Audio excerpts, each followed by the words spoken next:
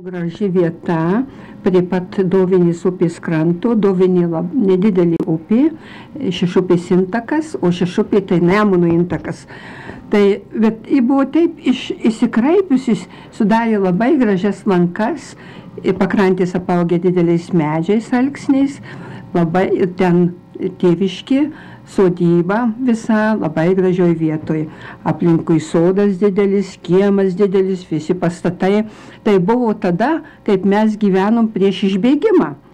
Dabar per tiek metų, po 29 metų, kiek metų, 35 metai, kaip mes 44 išbėgom, o tik tai pernai 79 metais nuvažiavom pasižiūrėti, kaip atrodo su tavo mamyte.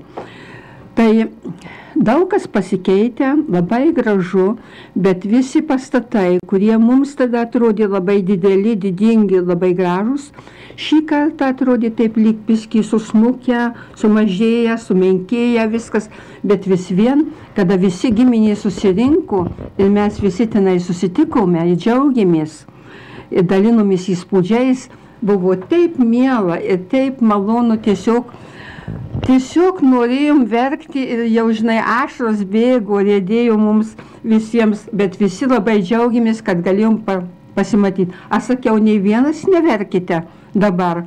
Tik džiaugimės ir linksmikimės, kad galėjom vėl pasimatyti po tokių ilgų metų. O jeigu galėsime, už kokių 2 metų ir vėl atvažiuosim pamatyti.